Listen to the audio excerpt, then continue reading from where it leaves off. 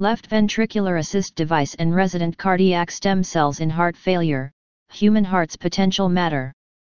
Authored by Mariangela Peruzzi, Giuseppe Biondizacche, Ernesto Greco, Antonino G. M. Morello, Antonio Barretta, Pier Giusto Vitulli, Giulio Pompilio, and Giacomo Frati.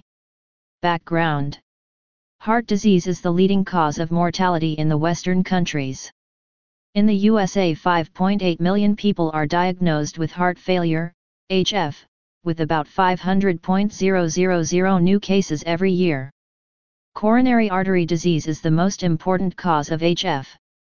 Acute myocardial infarction, AMI, imposes mechanical and neurohormonal challenges on cardiac wall, evolving towards a ventricular remodeling, leading to a progressive loss of regional and global cardiac function.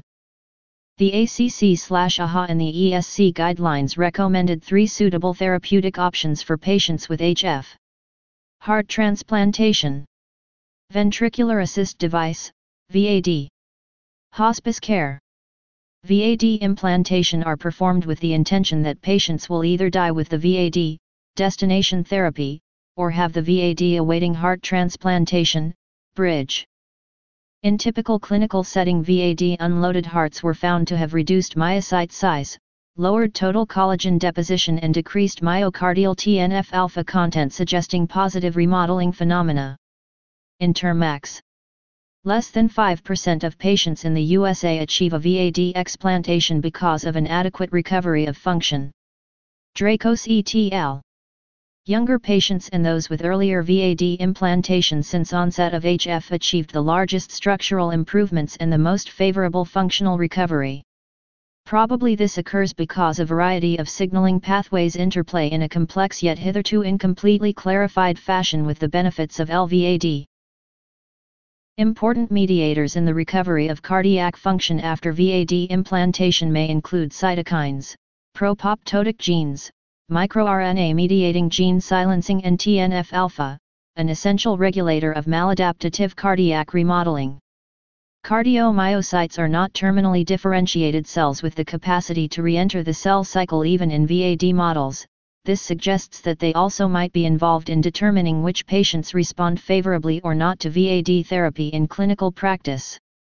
The study of structural and biological changes occurring in a human natural dynamic model of resting HF, VAD-assisted patients, would promote a key breakthrough in the comprehension of the human heart's regenerative potential and the possible effect of VAD on the pool of resident cardiac stem cells.